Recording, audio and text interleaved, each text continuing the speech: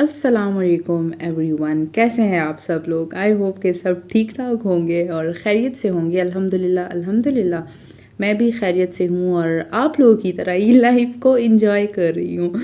तो चले आज के व्लॉग को करते हैं स्टार्ट। और आज का व्लॉग जो है वो कामों से स्टार्ट हो रहा है, लेकिन मेरे काम नहीं, आज मैं काम नहीं कर रही। हमारे घर लोग आए हुए हैं आज, क्योंकि हमारे घर पे सोलर सिस्टम, सोलर इन्वर्टर की इंस्टॉलेशन चल रही।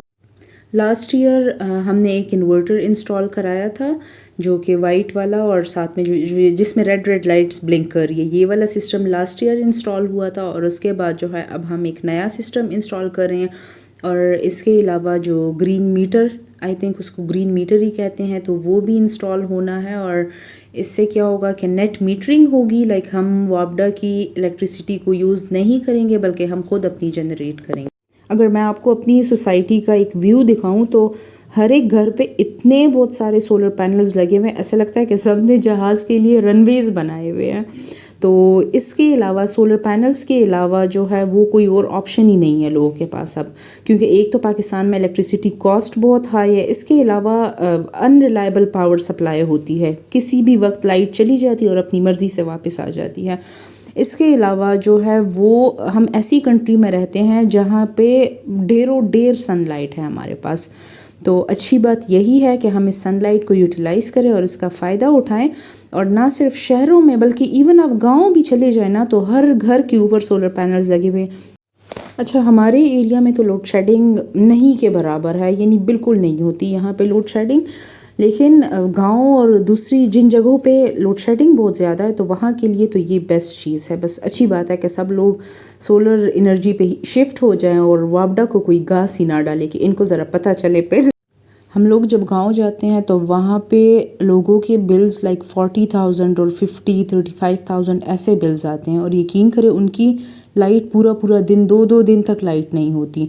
तो इस बात पे दिल खफा होता है। लेकिन फिर अच्छा है कि 90% लोग जो है वो सोलर पे शिफ्ट हो गए हैं, और अल्लाह करे जो बाकी बच गए हैं 10%, वो भी जल्दी जल्दी से बस इंस्टॉल कर लें कि ज़रा वापडा की इम्पॉर्टेंस कम हो जाए।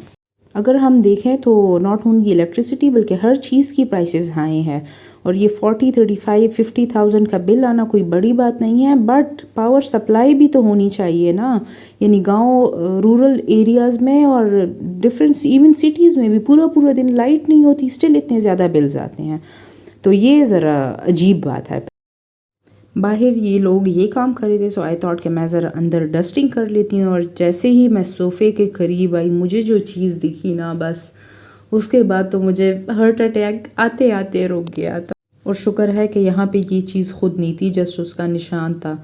मुझे तो लिटरली इसका नाम लेते हुए भी डर लगता है, और मुझे पता है कि 99% लड़कियों को बहुत सख्त डर लगता है इससे, और बहुत सारे लड़कों को भी लगता है। और इस वक्त मेरे फ़ाइट फ्लाइट हार्मोन ने वहाँ से भागने को ही तरजीह दी, और बस मैं सर पर पैर रख कर वहाँ से भाग आई, और बाकी काम मैंने सारा हेल्पर से करा लिया। ये है अगले दिन की वीडियो क्लिप, और आज मैं जा रही हूँ अपनी ड्यूटी पर। और ईद हॉलीडेज़ के बाद आज मेरी फ़र्स्ट क्लास थी, तो मेरा ज़्यादा दिल नहीं कर रहा था। यानी वो जो होता है जब आप ब्रेक लेते हैं तो उसके बाद जो है वो रूटीन में आना बंदे को थोड़ा सा मुश्किल लगता है। लेकिन स्टिल जो भी था अच्छे से हमारी क्लास हो गई थी। और सिर्फ मेरी ये कंडीशन नहीं थी, बट बहुत सारे स्टूडेंट्स ने भी मुझे यही बोला कि मैम हमारा पढ़ने का आज बिल्कुल दिल नहीं कर रहा। बट पढ़ना तो उनको पड़ता, क्योंकि एक तो एग्ज़ाम्स आने वाले हैं, ऊपर से वो काफ़ी लंबी ब्रेक इंजॉय करके आ चुके हैं अब। और एक मेरी बड़ी क्यूट सी प्यारी सी स्टूडेंट थी अनफाल, वो मेरे लिए ये बेर लेके आई थी अपने गाँव से। और ये बहुत बड़ी बात होती है, लाइक ये बच्ची इतने टाइम बाद अपनी फैमिली के साथ ईद गुजारने गाँव गई थी, और उसको मैं वहाँ पे भी याद थी। So it's so sweet of her. और अनफाल के अलावा बाकी भी मेरे जितने भी स्टूडेंट्स हैं, they are so good and so near and dear to me. तो बस ड्यूटी के बाद अदनान ने मुझे पिक किया, और हमारा लंच का प्लान बन गया था, क्योंकि हम दोनों को बड़ी सख्त किस्म की भूख लग रही थी।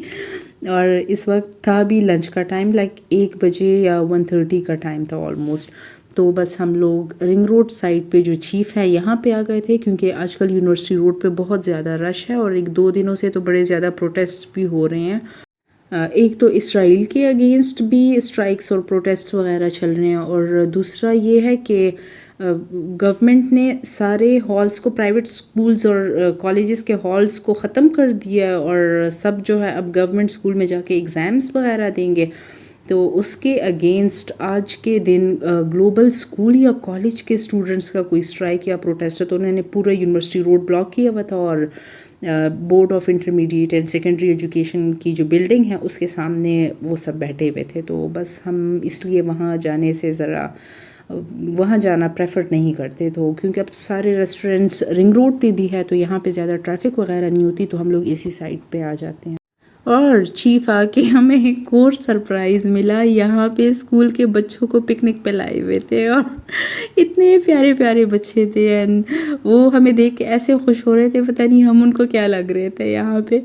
तो बस वो लोग भी अपना फूड एंजॉय कर रहे थे। ऊपर के जो रिंग रोड वाला चीफ है तो उसका एक बेसमेंट में एक जगह हॉल पूरा बना हुआ है, एक ग्राउंड फ्लोर है और एक फर्स्ट फ्लोर है। फिर तो फर्स्ट फ्लोर और जो ग्राउंड फ्लोर था वो दोनों तो ऑक्यूपाइड थे, नीचे बेसमेंट में उन्होंने जगह छोड़ी हुई थी। तो हम लोग बस बेसमेंट की तरफ जा रहे थे क्योंकि खाना तो हमें कुछ था ही और हमें भूख बहुत सख्त लग रही थी। रिंग रोड पे जो एक है रेंचर्स, वहाँ पे तो मैं कभी ना जाऊँ क्योंकि रेंचर्स के साथ मेरा एक्सपीरियंस बड़ा बुरा रहा है। और उसके अलावा एक KFC है और एक मैकडॉनल्ड्स है, तो वहाँ पे तो मैं मर के भी ना जाऊँ क्योंकि जो जुल्म फ़लस्तीन में चल रहा है उसके बाद तो शायद ही कोई मुसलमान ऐसा होगा कि वो जाएगा KFC या मैकडॉनल्ड और वहाँ बैठ के कुछ खाएगा पिएगा। और देखिए यहाँ पे हमारा मेन्यू भी आ गया था और मैंने तो अपने लिए बीफ शामी वाला बर्गर ऑर्डर करना था क्योंकि वो मेरा बड़ा ही फेवरेट है और अदनान को भी वो बहुत ज़्यादा पसंद है। लेकिन दिस टाइम उसने जो है अपने लिए चिकन बर्गर ऑर्डर कर दिया था। आई डोंट नो कि इसका फुल नेम क्या था। मेरा तो बीफ चीज़ शामी बर्गर था और अदनान का चिकन समथिंग था, मुझे याद नहीं है कौन सा था। और साथ में ऐसे मज़े के गरम गरम क्रिस्पी फ्राइज़ उन्होंने सर्व किए हैं और इसके अलावा हमने मार्गरीटा ऑर्डर किया था। तो बस आराम से बैठ के अब हम अपना लंच एंजॉय करेंगे और उसके बाद फिर घर जाएंगे क्योंकि हम लोग बड़े ही सख्त किस्म के थके हुए हैं और बस मैं तो सीधा घर जाके सो जाऊंगी।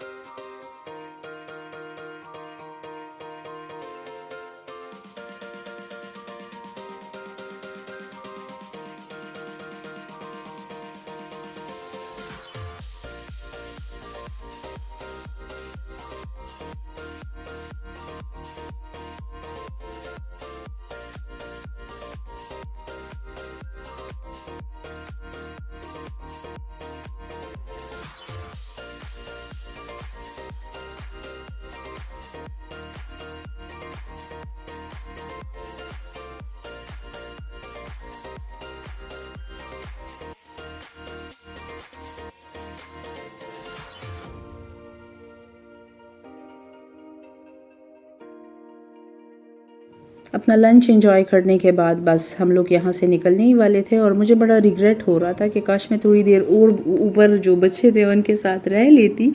और लकीली जैसे ही हम लोग यहाँ से निकल रहे थे तो उनकी भी छुट्टी हो गई थी यहाँ से और वो सब भी जा रहे थे और वो इतने कोई प्यारे लग रहे थे ना, सब इतने मुझे क्यूट लग रहे थे। और एक बच्ची ने तो इतना प्यारा सा दुपट्टा भी लिया हुआ था और सबके इतने क्यूट क्यूट से हेयर स्टाइल्स बने हुए थे, बड़े क्यूट लग रहे थे। तो बस मैंने ज़रा बच्चों के साथ थोड़ा सा टाइम गुजारा, ज़रा उनसे बातें वगैरह की और उसके बाद हम चल दिए घर की। अच्छा, मैंने तो आपको अब वो बात आधी छोड़ दी थी कि रेंचर्स जाना तो मैं बिल्कुल प्रेफर नहीं करती, साथ में KFC मैकडॉनल्ड्स भी नहीं। और चीज़ियस मैं इतनी दफ़ा चली गई हूँ तो मेरा उसके फ़ूड को टेस्ट करने का दिल नहीं कर रहा था। सो दैट्स वाई हम लोग चीफ गए थे। और इसके अलावा जब हम लोग यहाँ से गुज़र रहे थे, जब हम लोग आ रहे थे, तो तब मैंने नोट किया था कि यहाँ वाला रिंग रोड वाला जो KFC है तो उसको कम्प्लीटली बंद कर दिया है, सील कर दिया है। और मैकडॉनल्ड जो है वो वैसा का वैसा ही है और इवन लोग भी यहाँ पे आ रहे हैं। तो अजीब बात ये है कि मुझे जितना याद है कि McDonald was a food chain जो कि इसराइली सोल्जर्स को free of cost food supply कर रहा था। तो अगर हम लोग KFC के अगेंस्ट प्रोटेस्ट कर रहे हैं तो मैकडॉनल्ड्स के अगेंस्ट क्यों नहीं कर रहे? अगर उसमें तोड़ फोड़ कर रहे हैं तो इसको भी तो बंद करना चाहिए ना। नॉट ओनली KFC, मैकडॉनल्ड्स भी बंद होना चाहिए। लेकिन मुझे ये नहीं समझ आ रही कि KFC में तो तोड़ फोड़ हो रही है, उसको बंद किया जा रहा है, लेकिन मैकडॉनल्ड्स की कोई बात ही नहीं कर रहा। पता नहीं ये क्यों, अब ये क्या कौन सी यानी बात है इसके पीछे, मुझे नहीं पता। तो मैं ऐसा नहीं चाह रही बिल्कुल कि KFC को छोड़ दें और मैकडोनल्ड्स को बंद होना चाहिए। मैं चाह रही हूँ कि दोनों ही बंद हो, दोनों का बायकॉट हो, दोनों कम्प्लीटली सील हो, क्लोज हो, और कोई भी यहाँ पे ना जाए। और इसके अलावा जितनी भी इसराइली कंपनीज़ हैं, जितने भी उनके प्रोडक्ट्स हैं, इवन जितने जो कंट्रीज़ इसराइल को सपोर्ट कर रही हैं, हमें उनके प्रोडक्ट्स को भी बायकॉट करना चाहिए और बिल्कुल नहीं परचेज़ करना चाहिए।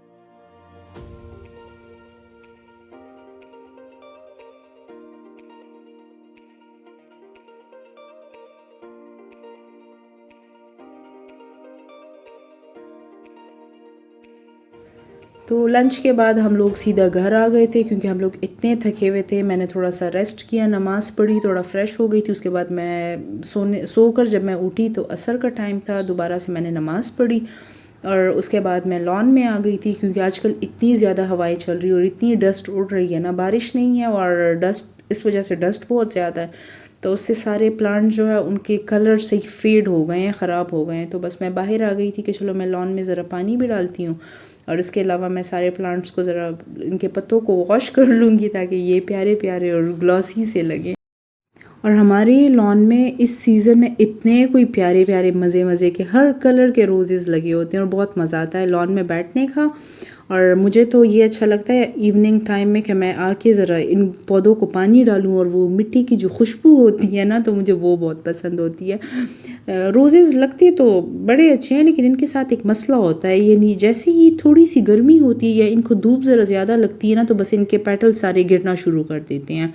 तो डेली लॉन में इतने ज़्यादा रोज़ पेटल्स होते हैं ना, हर कलर के पड़े होते हैं और उनको देख के मेरा दिल से ही खफा होता है। यानी इनकी ये बड़े शॉर्ट लाइफ होती है, इनकी बहुत जल्दी ख़राब हो जाते हैं और इसीलिए तो इन पे इतनी ज़्यादा पोइट्रीज़ बनती है क्योंकि होते बड़े प्यारे हैं और लाइफ इनकी बहुत शॉर्ट होती है और जल्दी ख़राब भी हो जाते हैं।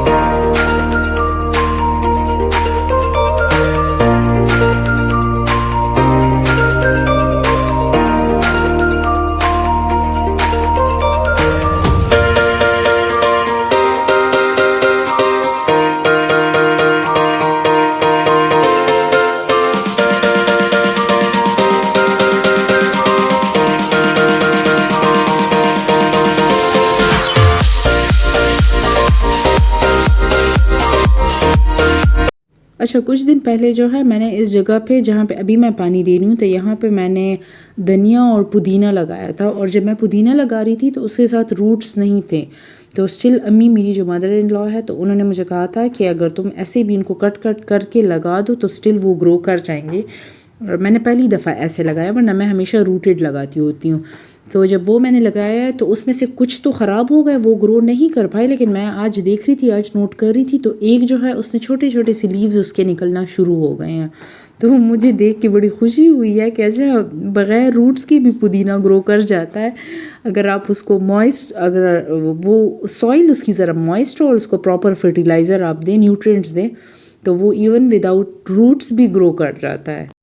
और उसके बाद जो है मैं आपको अपना किचन गार्डन दिखाती हूँ और ये देखें, मेरे टोमेटो प्लांट्स में छोटे छोटे क्यूट से बेबी टोमेटोज़ आ गए हैं।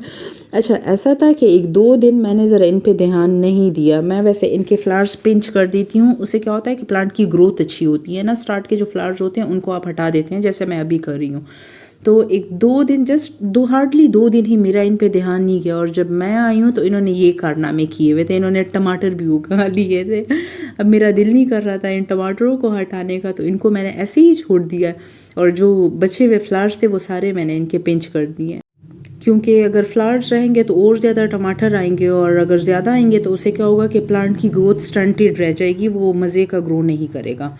तो पहले जो है प्लांट अपनी प्रॉपर मेच्योर होगा, अपनी हाइट तक पहुंचेगा और उसके बाद जो है फिर हम इसमें फ्रूट्स लगने देंगे। और इसके अलावा जो है पता नहीं, मुझे याद नहीं है कि हर साल हमारे गार्डन में ये जैस्मीन का प्लांट होता है कि नहीं, ये जस्ट इस साल आया है, पता नहीं, मुझे याद नहीं आ रहा। लेकिन इसमें इतनी प्यारे प्यारे फ्लावर्स, छोटे छोटे से बर्ड्स लगे हुए हैं, तो इनको देख कर मुझे बड़ी खुशी हुई है। और इनको देख के ना मुझे अपने बचपन में जब मैं नानी के घर रहने जाती थी इसी सीज़न में, तो मुझे वो वाला टाइम याद आ। और साथ में मेरी कज़न भी होती थी, तो हम दोनों वहाँ पे होते थे और फिर हम लोग अर्ली मॉर्निंग उठते थे। खैर मैं अर्ली मॉर्निंग उठने वाली बंदी नहीं थी, लेकिन मेरी कज़न ज़बरदस्ती मुझे उठाती थी और हम सुबह सुबह उठ के ये फ्लावर्स कलेक्ट करते थे। तो मुझे बड़ा वो टाइम याद आता है इसको देख के। तो बस गार्डन में थोड़ा बहुत टाइम गुजारने के बाद और पौधों को पानी देने के बाद मैं किचन में आ गई थी, क्योंकि अब चाय बनाने का टाइम था। हमारे घर पे सब लोग मगरिब की नमाज के बाद चाय पीते हैं, तो चाय मैं बना लेती हूँ मगरिब की नमाज़ से थोड़ी देर पहले, फिर उसके बाद मैं नमाज़ पढ़ती हूँ और उसके बाद फिर हम सब मिल के बैठ के एक साथ चाय पीते हैं। तो बस यहाँ पे उसी की तैयारी चल रही है। और चाय मैंने बना ली थी, सारी चीज़ें सेट करके मैंने ट्रे में रख दी। और यहाँ पे मैं कब से मगरिब की अज़ान का वेट कर रही हूँ। लाइक रमज़ान में तो 6:30 तक अज़ान हो जाती थी और अभी जो है वो 7 बजने में खाली 10 मिनट रह गए थे और अभी तक अज़ान नहीं हुई थी। इवन बाहर अंधेरा भी काफ़ी हो गया था, लेकिन स्टिल अज़ान ही नहीं हो रही थी। एक्चुअली होता ये है ना कि हमें मगरिब की जो अज़ान होती है उसकी टाइमिंग सिर्फ रमज़ान के दौरान ही सबको याद रहती है। इधर रमज़ान ख़त्म होता है तो हमें मगरिब की अज़ान का टाइम भी भूल जाता है। तो बस मैं वेट कर रही थी कि जल्दी से अज़ान हो और हम सब नमाज़ पढ़े और हम इवनिंग टी इंजॉय करें। तो बस खैर अज़ान हो गई थी और उसके बाद जो है मेरे हस्बैंड की फरमाइश आ गई थी कि मेरा तो पराठा खाने का दिल कर रहा है। अच्छा, ऐसा होता है कि बाकी सब जो चीज़ भी आप बना लें और सर्व कर दें सबको तो सब खा लेंगे, लेकिन घर में एक बंदा ऐसा ज़रूर होता है कि उसकी फरमाइश सबसे डिफरेंट आती है। तो मैंने चाय के साथ चीज़ें बिस्किट्स और रस्क वगैरह रख दिए थे, लेकिन मेरे हस्बैंड को अब ये हो रहा था कि नहीं मुझे तो पराठा खाना है। तो बस मैं वापस जल्दी से किचन में आई हूँ। मैंने जल्दी जल्दी उसके लिए मज़ेदार किस्म का पराठा बनाया है और उसके बाद मैं नमाज़ पढ़ने के लिए आ गई थी, क्योंकि पहले मैं नमाज़ पढ़ूँगी उसके बाद फिर मैं जाके सबके साथ बैठूँगी।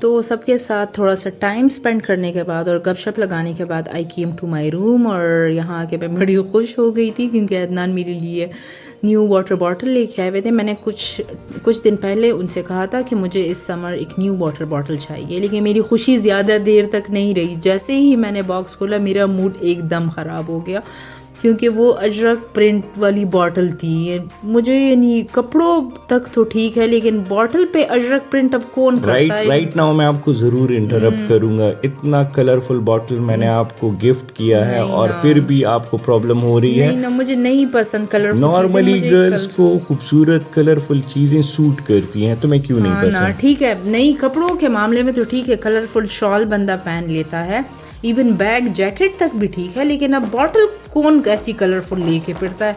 एटलीस्ट मुझे नहीं पसंद, हो सकता है और लोगों को पसंद हो, लेकिन मुझे नहीं पसंद। तो बस मूड तो मेरा ख़राब था, लेकिन बॉटल के अंदर ये केयर गाइड पड़ी हुई थी, तो ये मैं आपको यहाँ पे दिखा रही थी। अगर आप लोगों को पसंद है ट्रक आर्ट और ऐसे प्रिंट्स वगैरह, तो आप ये गुलखान आर्ट से कांटेक्ट कर सकते हैं। इनका इंस्टा पे भी पेज है और फेसबुक पे भी इनका पेज है। मैं मुंह बना के बैठी हुई थी क्योंकि मुझे बड़ा सा गुस्सा आया हुआ था, मेरा मूड बड़ा ऑफ था। लेकिन फिर मैं आप लोगों को पहले व्लॉग में 1-2-3 व्लॉग्स पहले मैंने आपको बताया था कि मुझे जब भी कोई मसला होता है मैं अपने सारे प्रॉब्लम्स जो है या अपनी टेंशन अपने हस्बैंड को दे देती हूँ और उनके पास हर बात का सल्यूशन होता है। और यहाँ पे भी उन्होंने इस बात का सल्यूशन निकाल लिया था, क्योंकि जिसको मैं पेंट समझ रही थी एक्चुअली वो पेंट नहीं था, बल्कि वो बॉटल पे पूरा रैप लगा हुआ था। और फिर अदनान ने जो है आराम आराम से आहिस्ता आहिस्ता ये पूरा रैप इसमें से निकाला और फिर उसके बाद मुझे अपनी पसंद की बॉटल मिल गई थी। शुक्र दे खैर शो ता प्रॉब्लम रिजॉल्व शो दिलता कि दा स्टिक करो, अदरवाइज फिर मुझे आपको न्यू बॉटल गिफ्ट करनी फिर तो मुझे ज़रूर चाहिए थी, क्योंकि मैं तो इसको कभी भी यूज़ ना करती, लेकिन शुक्र है कि ये इस पर रैप लगा हुआ था सारा। तो बस ये था हमारा आज का व्लॉग, और आज तो हमारी फिट किस्म की लड़ाई होते होते बच गई थी। तो बस थैंक यू सो मच मेरी वीडियोस को देखने के लिए और मुझे सपोर्ट करने के लिए। अगले व्लॉग तक अपना ढेर सारा ख्याल रखें और अपनी दुआओं में मुझे याद रखें। Thank you so much and अल्लाह हाफिज़।